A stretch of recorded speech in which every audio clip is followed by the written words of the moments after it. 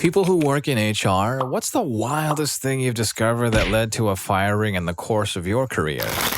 Years ago, I was covering both HR and LP manager for a district in a now defunct retail chain. The stores carried a variety of adult magazines, also now all defunct.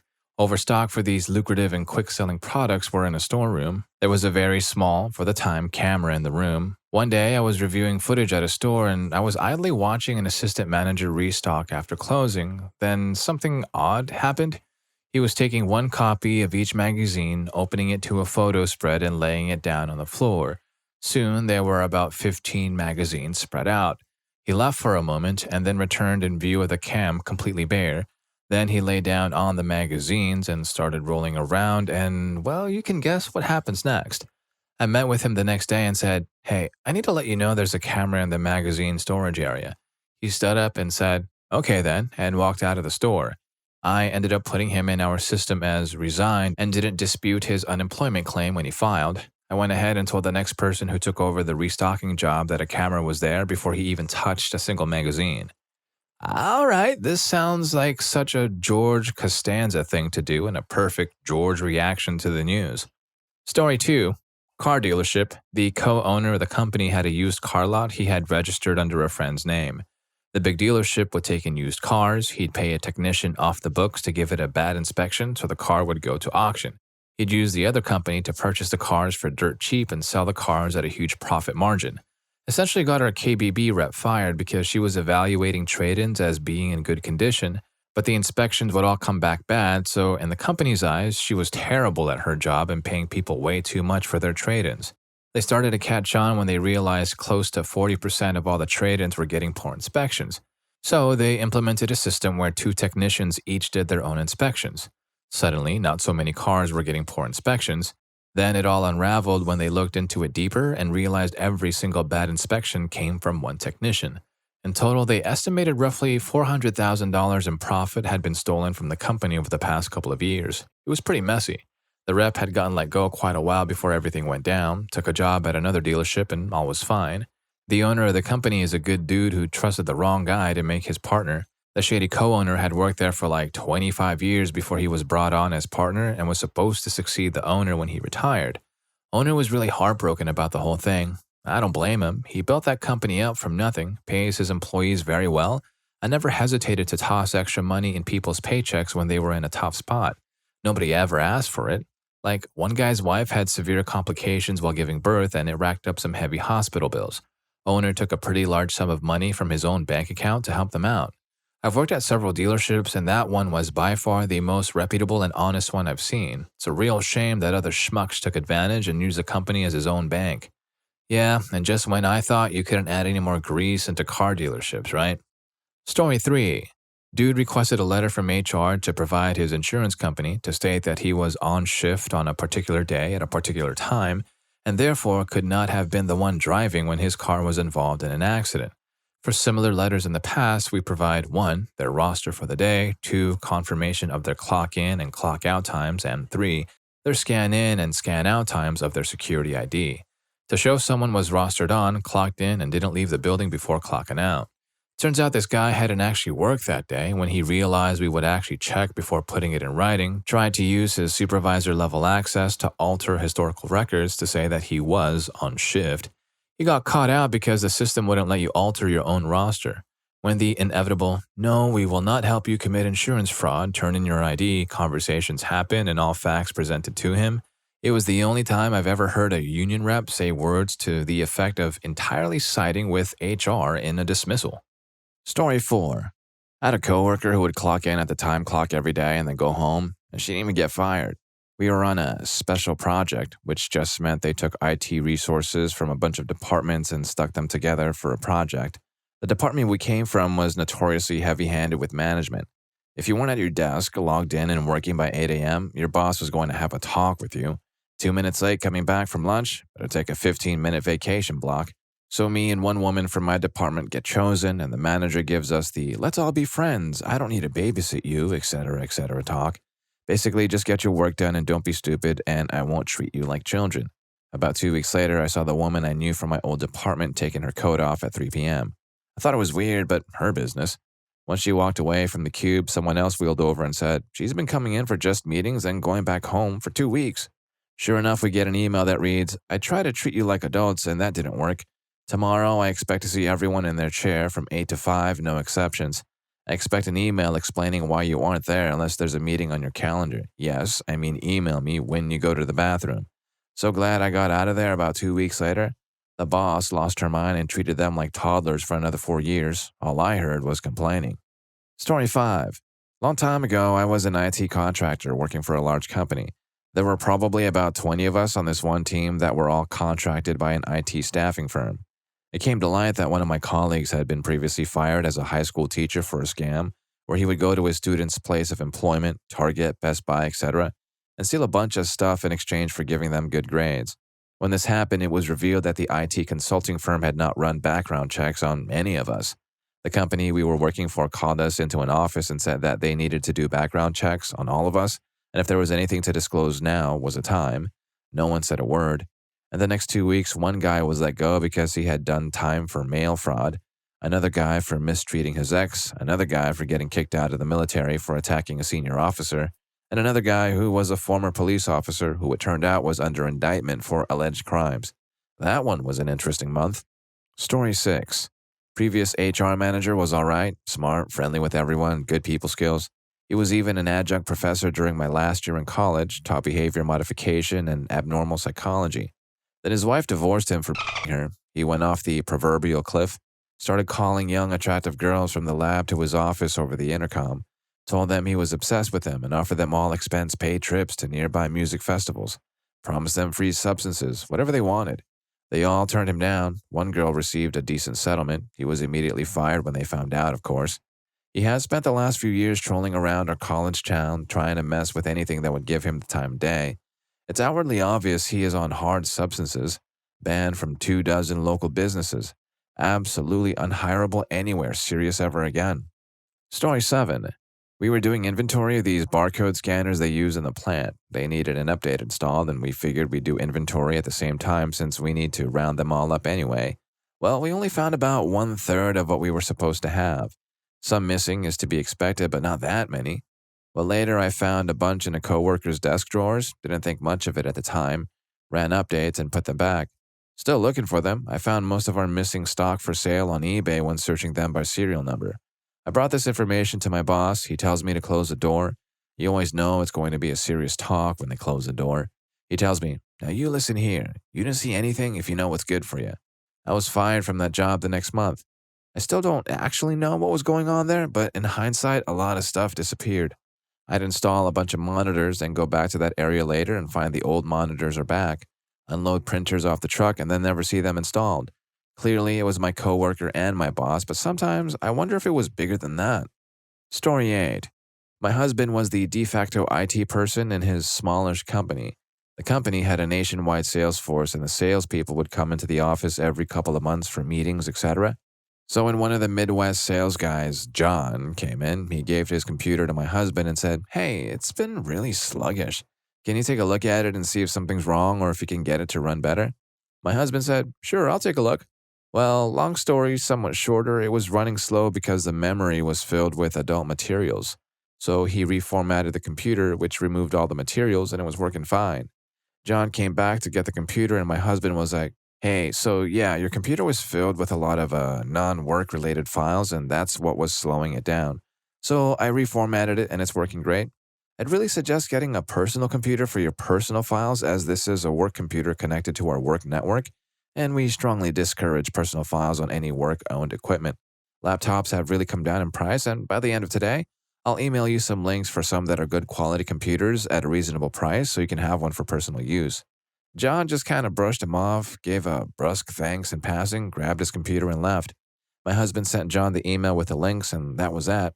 However, 3 months later, on a Friday, the same situation happened. John comes in, the computer isn't working, it's filled with materials. So basically, my husband feels that John was given his chance and now the gloves are off. So he goes straight to the company president, explains what's going on, and shows her a sampling of what he found on the laptop. John was fired that afternoon. I cannot even wrap my head around that level of stupidity. He was given a get out of jail free card and basically just skipped on it. Can't save people from themselves, I guess. Story 9. Not an HR myself, but I did work closely with the woman who headed up the department. My immediate supervisor was a guy with decades of experience. You would be hard-pressed to find a guy with more experience in the industry, and he was incredibly knowledgeable. He was a self-taught tech guy who pretty much knew his way around anything and everything related to computers and programming.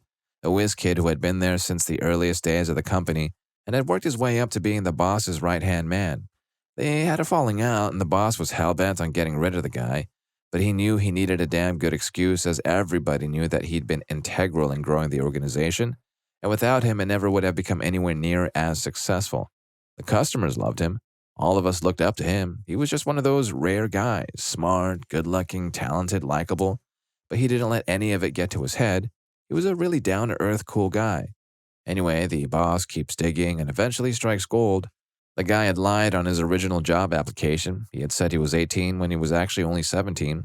Everybody knew that the boss had pressured him into doing that because it was illegal for a minor to work in that industry at that time due to issues with insurance. Anyway, he terminated him, and it stuck as there was a clause in the contract stating that lying on any company form is a fireable offense, and there was no statute of limitations on that. The guy had been with the company for something like 30 years and had seen it grow from a small operation above a tobacconist to one of the leading firms in the industry. And because it was for just cause, he didn't receive a dime. I left a few years later, and the company finally folded for a good couple of years after that. Last I heard, the guy who was let go was working for his brother putting up fencing. Now, the best part of the story?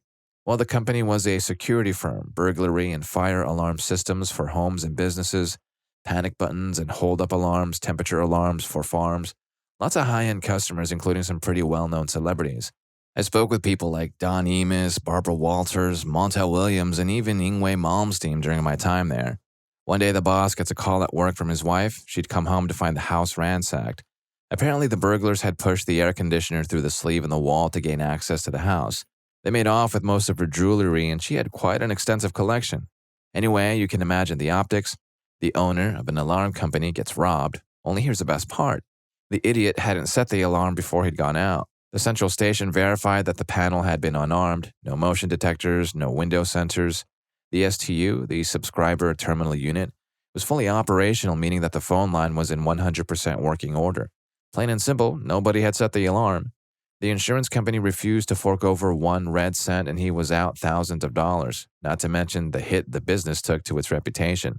So a buddy of mine was still working there at the time, a really nice guy. He was a couple of years behind me at school, and he was doing some monitoring and some installation and maintenance work, a bit of customer service. He was sort of wearing a bunch of hats.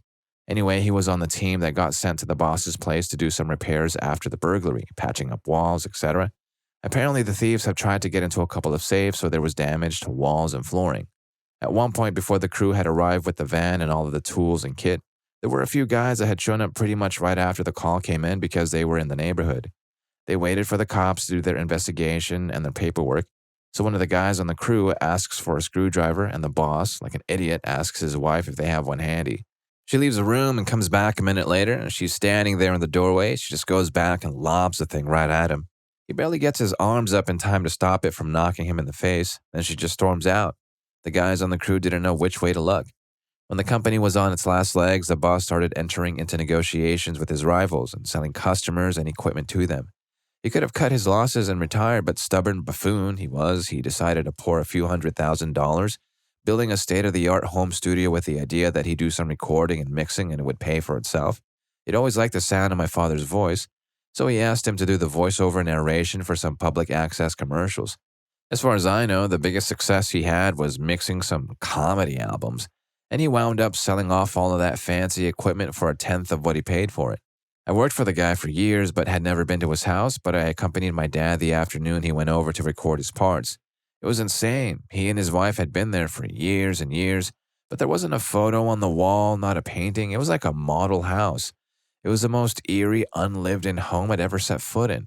So yeah, I guess you could say the boss eventually got what was coming to him. Story 10. I don't work in HR, but this one was a doozy watching from the sidelines, to say the least.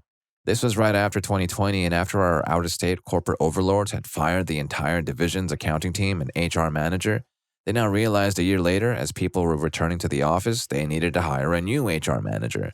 Them being the omniscient beings they were, decided to not let our local branch decide who to hire, but instead they blessed us 5 states away with this whirlwind of a story.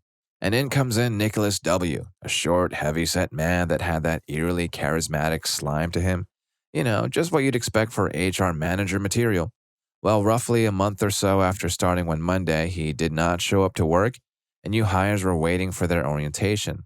Not responding to calls, texts, or emails from the office, someone else stepped in to process their orientation. The next day, the same thing happened.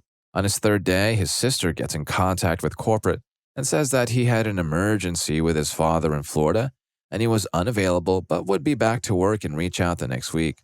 Well, this raised a few questions, figuring as IT had tracked his phone, and it was showing that his company phone was in Los Angeles. Well, our head of IT did some further digging of his own and realized that our dear leaders at corporate headquarters did not appear to do a background check on this man. Apparently, he was a con man who had lied on his resume about working for fictitious businesses and at one point ran for Congress.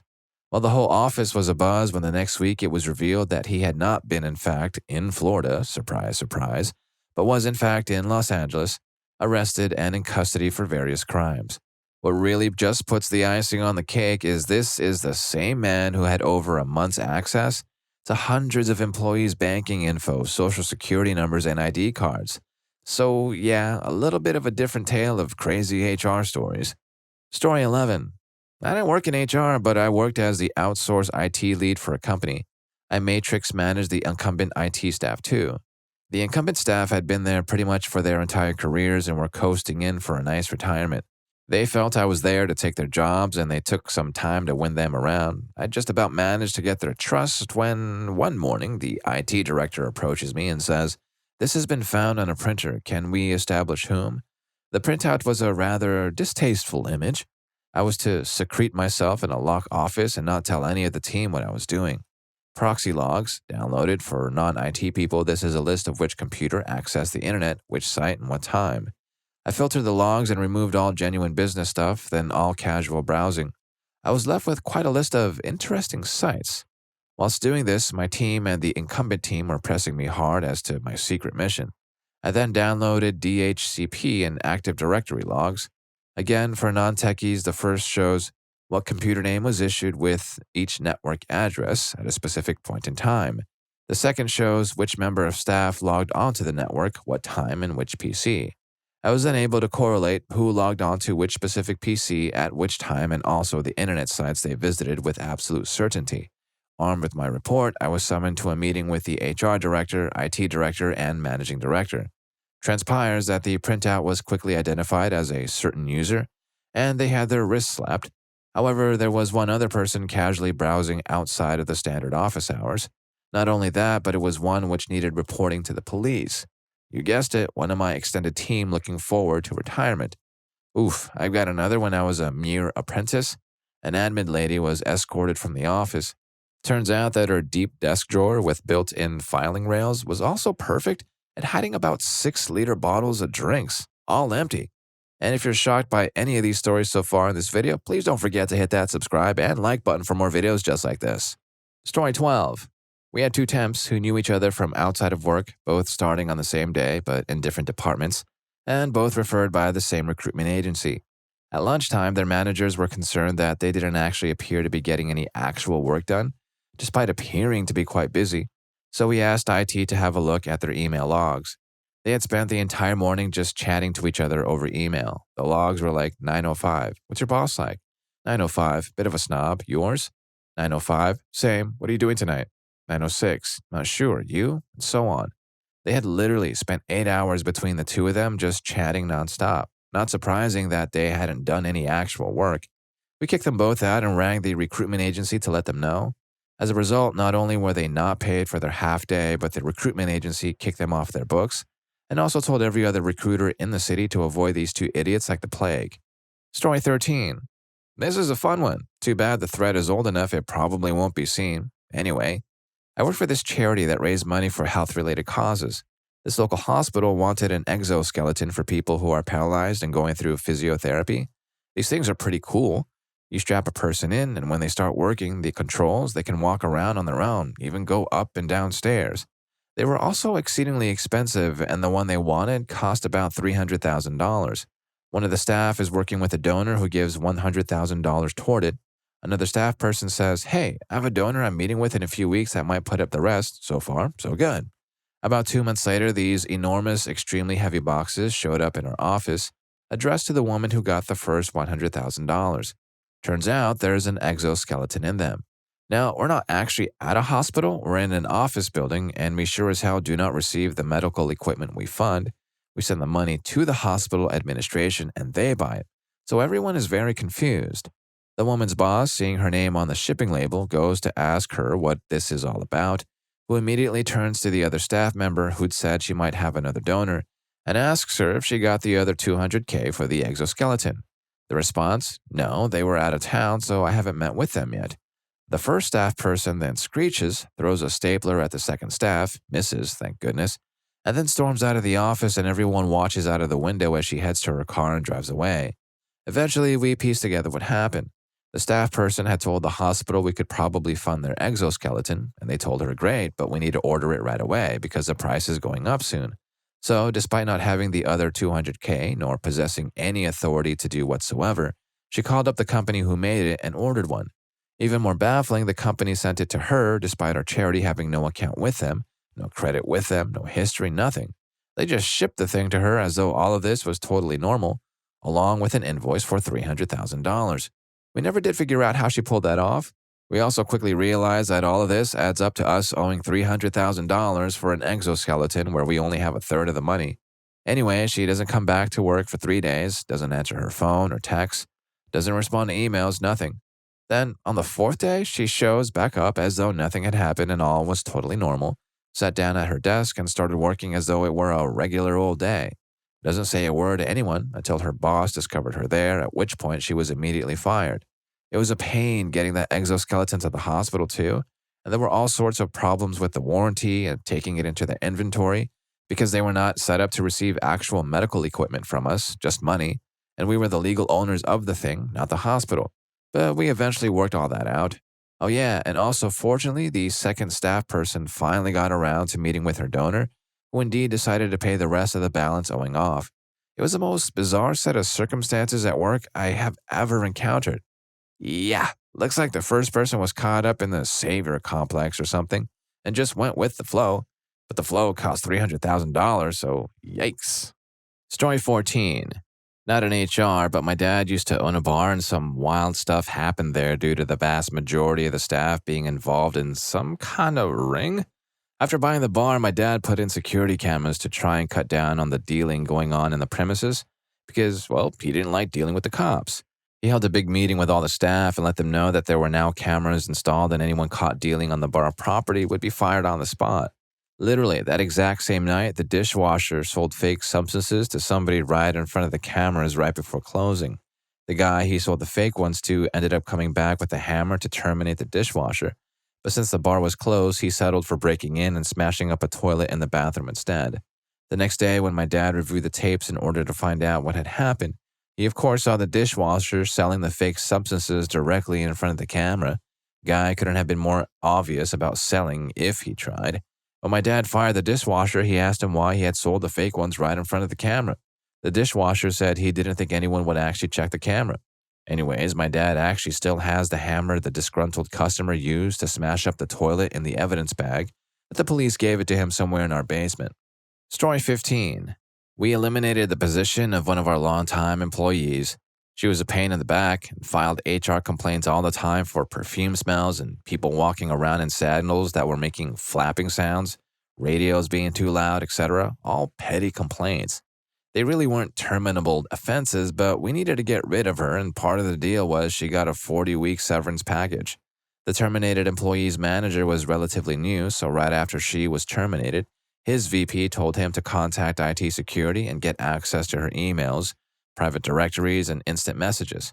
Later that day, the manager pulls me aside and tells me they just fired a longtime female privacy administrator right after lunch.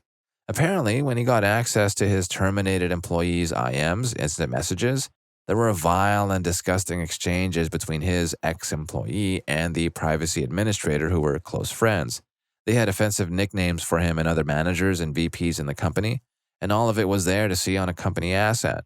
The VP was furious she didn't think to pull those IMs before terminating the employee and giving her a $56,000 severance because she could have been fired for cause and saved the company a lot of money.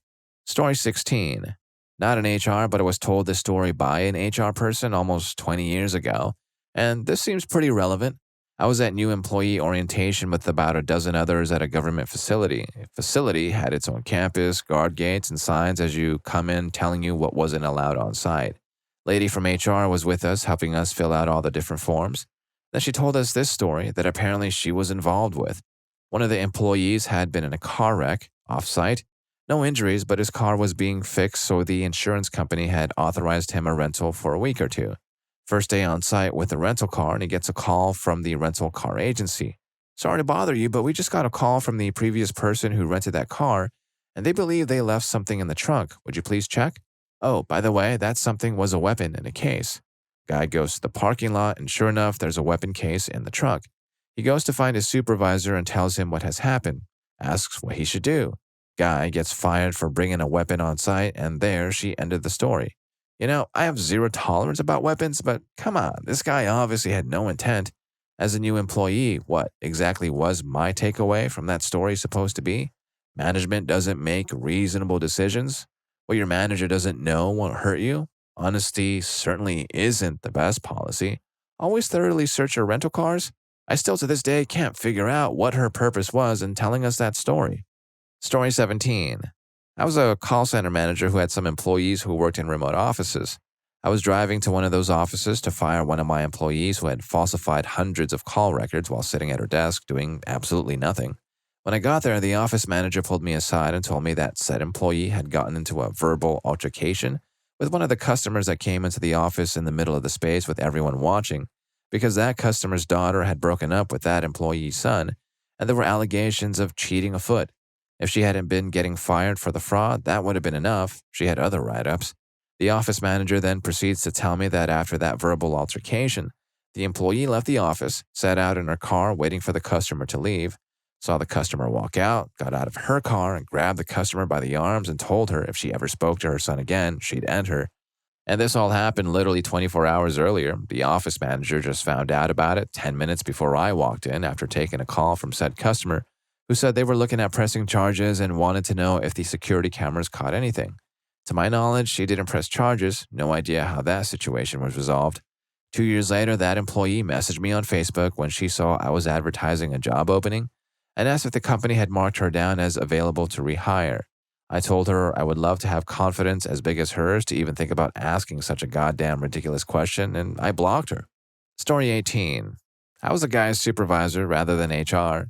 Dude just didn't come back from lunch one day and didn't answer his phone when we called to check on him. It was out of character for him. He never missed a day, never left early.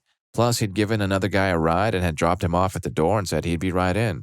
It was concerning, but I chalked it up to maybe there being some kind of family emergency until someone from HR IM'd me to ask if he was in the office at the moment. And when I said no, I was asked to please bring him to HR for a meeting if he came in the next day. The next day, he came in as normal and had nothing more to say than something personal came up. I walked him over to HR for the meeting, where he was promptly fired, and then walked into a meeting room to chat with the cops. Turned out he had hit a car in the parking lot and drove off. Said car belonged to one of the executives. Never really found out much beyond that, but the general suspicion is that he was under the influence and that was why he ran. Story 19. Not HR, but years ago I worked at an organization that provided services for vulnerable populations. We had 2 new hires start around the same time, both in lower paid positions. One was a young woman who didn't show up or call in one day. Later that day, there was a news story about how she and several others were arrested because they were running a ring. This was a huge problem due to the nature of our work and our clientele, so our manager had to look into her work. Luckily, she had kept her activities outside of work, but it was an unsettling couple of days. The other was a really nice guy, great at his job and personable. He would go above and beyond and even work on projects during his breaks and at home. He begged me for money for bus fare one day because he was short on cash. I gave him some cash and he promised to pay me back. Another coworker pulled me aside and said that he had asked her for some money, which she gave him and he never paid back. I only gave him like $8, so I wasn't too concerned. Turned out he was asking pretty much everyone for money. Then a friend had about $50 stolen from her purse. And because of her clientele, she assumed it was one of them and warned everyone not to bring cash to work. Still, no one suspected him. He looked around my desk, offering to help me, not unheard of for his role. And in hindsight, it was because he knew part of my role was purchasing large amounts of items and I'd often have to leave work to shop. Luckily, I had a corporate credit card and did not make purchases in cash. The guy abruptly quit one day, saying that he wasn't making enough and his commute was too far.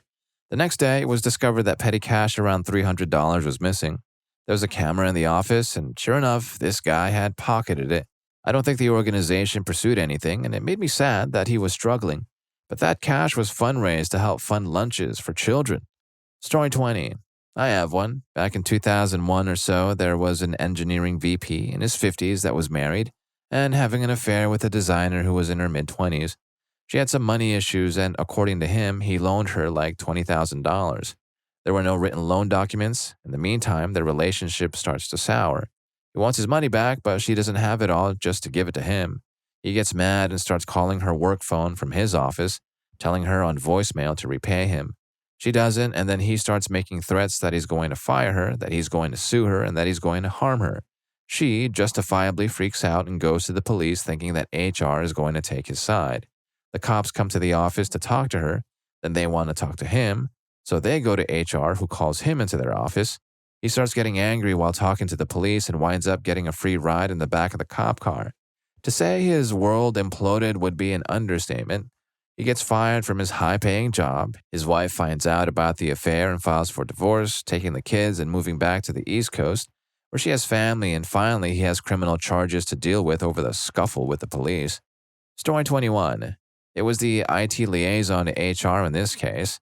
We had a DBA who was in charge of some line of business Oracle databases and the file storage backups for the database and uploaded files for a healthcare adjacent company where we handled metric tons of personal health data. He was an older guy and reasonably competent, but never a go-getter and had to be pushed to do anything outside of a few mostly automated tasks. One day, he walked into our boss's office and demanded a raise, and not a small one, like a 75% increase. The boss laughed and said no, maybe a percent on top of the cost of living raise. That's when he dropped the bombshell that he had changed all of the database passwords and access passwords for the offsite backups, and the root passwords and everything for all of our customer data. If he didn't get his raise, he would quit and would never get our data back. And that was the blackmail. He also threatened that if we fired him, he would release the P&I to the dark web in a way that would ruin the company. We had to involve lawyers to explain to him that he either provided the passwords or he was going to federal prison for blackmail and HIPAA violations. I had to do a forensic review of his hard drives and server code to ensure he hadn't left any Trojan horses somewhere in the system. I still can't believe that he thought that that would work like it was some kind of movie. Story 22.